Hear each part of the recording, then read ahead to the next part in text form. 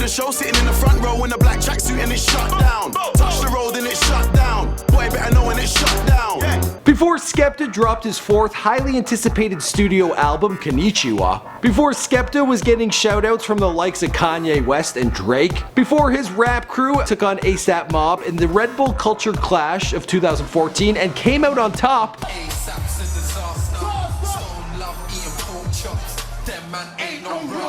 Before Skepta and his brother JME were two of a few men who single-handedly started the resurgence for grime music throughout the UK. Before Skepta clashed with Devilman in what is considered to be the longest grime clashes of all time. Before Skepta already had a greatest hits collection by the time he released his debut studio album back in 2007. Now, although Skepta is just rising to prominence in America as of recent, the man has been a common fixture on British radio for the past 10 years and pirate radio long before that. The eldest son to Nigerian immigrants growing up in Tottenham, England, he felt like an outsider during his youth because of his foreign last name and, well, his different heritage. Well, a lot has changed for Skepta with him being the frontman of the uprising of grime music in London. Now, some of my American viewers, they might be unfamiliar with grime music.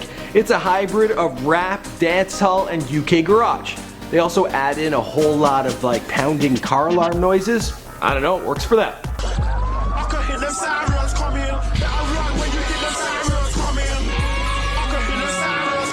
My name's Michael McCrudden, documenting the life of Skepta prior to fame, here for you on Before They're Famous. Now, this one has been requested in abundance for a long time now.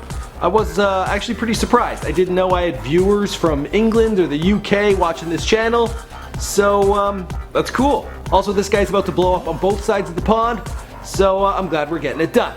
Let me know in the comments down below who you want to hear about next, as well as where are you watching this channel from. I'm interested to find out. Before, when I was trying to do stuff, I was trying to make songs like to go to America or whatever, or to go to like Japan or whatever. They would never work.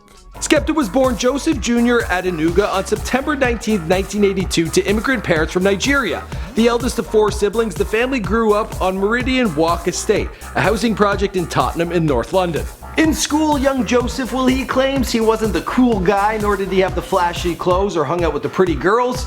The guy was actually really shy. He also had his own complex that people thought he was dumb. But in fairness, if this is the case, well, them teachers, they're the ones who should be, well, feeling pretty dumb. Also myself, because I probably butchered the pronunciation of his last name.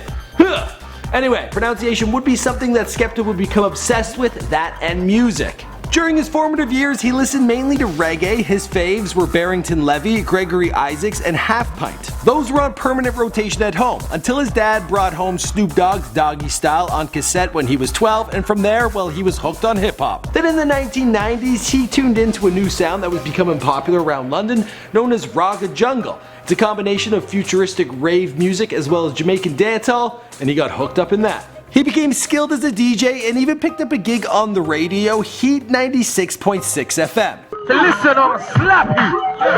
Alright, now I got your attention. Now, the man was so obsessed with music when he got home from a hard day's work, he didn't stop there. He would then lock himself in his bedroom and he would make beats on whatever program or system he could get his hands on. He even worked with Mario Paint on SCNS, as well as Music 2000 on PlayStation. He then formed the Tottenham-based grime crew, Meridian Crew, and released a number of instrumentals, the most notable of which were DTI, Pirate Station Anthem, and Private Caller, the later of which members of Meridian Crew added the vocals. Now, at this point in time, Skepta, he had yet to pick up a mic himself. He was getting old. What was he waiting for? If I make a song that's literally 2 beats per minute out of the tempo of like something, everyone's ready to jump on you, like, and that's what London's like. Skepta and his brother JME, they joined another crew, Roll Deep, for some time, but then Roll Deep, they pumped out an album and they weren't on it because they just recently joined, and then they realized they'd kind of missed the boat, they needed to start their own crew. That's when they formed Boy Better Know in 2006. That same year, there was a clash between Skepta and Devilman, which was documented on the DVD Lord of the Mics 2. Now, the dust between these guys, it still hasn't settled, and they were exchanging blows as of recent in 2015. While Skepta was working with Roll Deep, he had met another grime artist known as Wiley, who would encourage Skepta to start writing and MCing for himself. So at the age of 21, he put pen to paper and his mouth to a mic, and the guy got good very quickly. He actually built up a reputation for being the best at war dubs.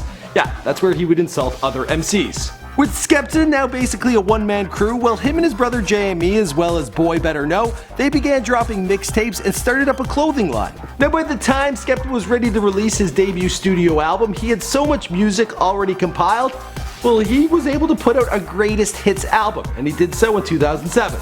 Unfortunately, at this time, grime music wasn't so popular around London.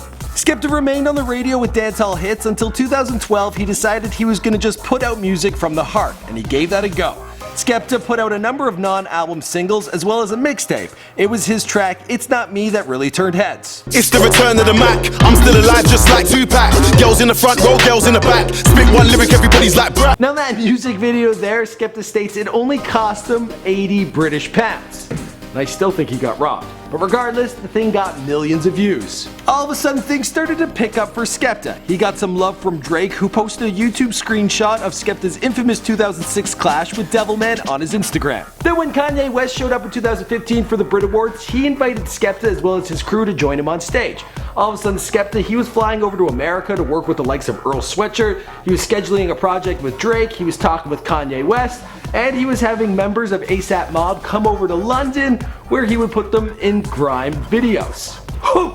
Sorry guys, I almost ran out of breath there, that was a lot to say. As for the rest of the story, well, you know the story because this is Before They're Famous. Have you showed Nicky any pictures of me? Skepta believes once you see that photograph of him, you will just collapse into his arms. Well, then I need to see that photograph right now. I'm not going to allow that to happen. My name is Michael McCrud, you guys have been requesting this video for a long time, and this guy lives a long way away, and well, this is the first time I've heard of him, so that was a tough bio to do, but you guys asked for it, and I'm sure to get it done. Let me know in the comments down below who you want to hear about next on Before They're Famous, After They're Famous, and Before They Were Dead. Also, let me know where you're watching this video from. I'd be interested to find out. Alright guys, I'll see you in the next video. Being a hater, Tim? Alright.